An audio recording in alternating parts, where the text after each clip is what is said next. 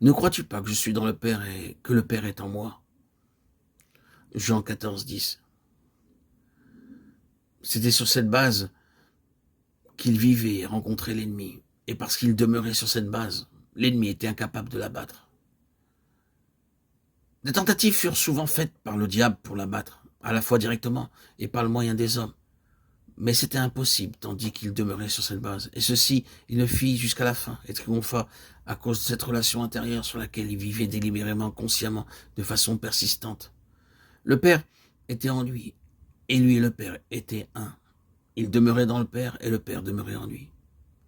Mais, et c'est l'un des points principaux que nous désirons que le Seigneur nous montre en ce moment, cela fut le grand secret, le secret merveilleux que les hommes ne pouvaient déchiffrer. Car il avait dit lui-même, personne ne connaît qui est le Fils si ce n'est le Père, Luc 10, 22. Jean, écrivant son épître de longues années après, a dit, si le monde ne nous connaît pas, c'est qu'il ne l'a pas connu. 1 Jean 3, 1. Le monde ne l'a pas connu. Dans sa propre prière apportée par Jean, nous avons ces mots, Père juste, le monde ne t'a point connu, mais moi je t'ai connu. Jean 17, 25. C'était sur la base de cette relation secrète que sa glorification devait avoir lieu. La glorification du Seigneur Jésus était liée à ce secret. Or, nous désirons savoir ce qu'est la glorification du Fils, la glorification de l'homme céleste. Il nous faut parler encore de la question en relation avec l'homme céleste en personne, et puis comment la chose même s'applique à l'homme céleste corporatif. Lorsque Judas fut sorti, Jésus dit, maintenant le Fils de l'homme a été glorifié, Dieu a été glorifié en lui. Si Dieu a été glorifié en lui, Dieu aussi le glorifiera en lui-même, et il le glorifiera bientôt. Jean 13, 31, 32. Pour le moment, nous n'avons pas besoin de nous occuper de la forme de la déclaration. Elle semble un peu compliquée et difficile. Mais prenons la vaste déclaration centrale. Maintenant, le Fils de l'homme a été glorifié, et Dieu a été glorifié en lui. C'est au mot maintenant que tout est suspendu. Et le Seigneur Jésus a introduit une signification énorme dans ce mot. À quoi se rapporte ce mot? Lorsque Judas fut sorti, Jésus dit, maintenant le Fils de l'homme a été glorifié. Je confesse que Judas a été pendant des années un problème pour moi, mais je pense que je m'approche de la vérité en ce qui le concerne, et ce passage semble nous donner la clé. Le problème, bien sûr, se trouve dans la déclaration du Seigneur Jésus, à savoir qu'il connaissait ceux qu'il avait choisis. N'est-ce pas moi qui vous ai choisi, vous les 12, et l'un de vous est un démon? Jean 6, 70. Il a choisi Judas et l'a introduit dans une association avec lui-même, de telle sorte qu'il avait tous les avantages des autres et toutes les facilités qui étaient les leurs. Tous les avantages des autres lui étaient accessibles. Il n'y avait aucune trace de partialité. Il a apparemment placé Judas exactement dans la même position, ne l'excluant de rien de ce qui était accessible au reste. Et ce de façon tout à fait délibérée, consciente, sachant ce qu'il faisait et sachant constamment ce que Judas était. Puis, tout à fait définitivement, vient en tête de cette déclaration, maintenant le Fils de l'homme a été glorifié. Je ne sais pas comment le présenter au mieux, et je souhaite avoir le langage et la sagesse pour l'exprimer, afin que cela s'empare de vos cœurs comme le mien l'a été. Car je suis intérieurement émerveillé de ce qui nous est présenté ici.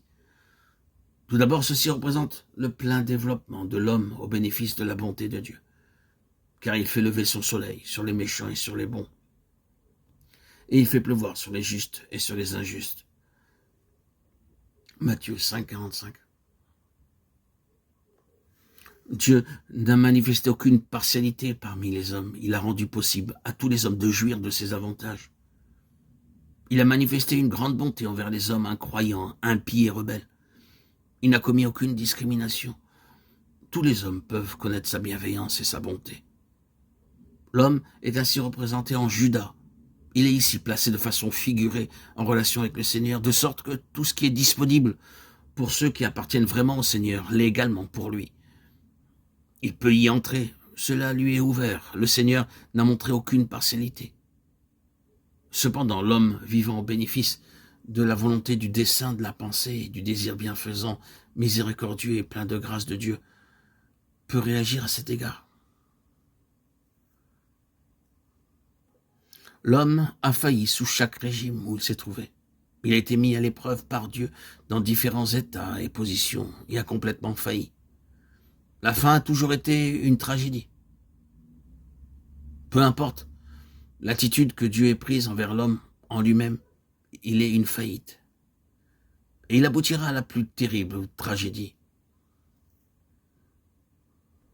Ainsi, l'homme, mis à l'épreuve dans différentes conditions et en contact avec la volonté bienfaisante de Dieu, est néanmoins une faillite. Judas rassemble tous les aspects de l'homme, celui pour qui tout ce que Dieu a et est accessible. L'homme qui est mis en contact avec la volonté bonne et parfaite de Dieu, et qui est cependant en lui-même la plus terrible faillite. Car cet homme, quand il parviendra à son épanouissement, trahira son maître. Il est tellement incurable. Bien que les grâces de Dieu lui soient accordées, l'homme en lui-même aboutira à cet état. C'est une fin terrible. Celui-là même avec qui j'étais en paix, qui mangeait mon pain, dit le psalmiste, lève le talon contre moi. Psaume 41, 10. C'est ainsi qu'agira cet homme qui se trouvait au sein de la grande richesse de la grâce de Dieu. Voici Judas, représentant quelqu'un qui a été mis en contact avec le Seigneur et pour qui sont disponibles toutes les bénédictions qui le sont pour tout le reste de ceux qui appartiennent au Seigneur. Et c'est ainsi qu'il finit. C'est une image de l'homme en lui-même. N'est-ce pas vrai? Le plein développement du vieil Adam, du premier Adam, en qui Dieu n'habite pas, nous est ici manifesté.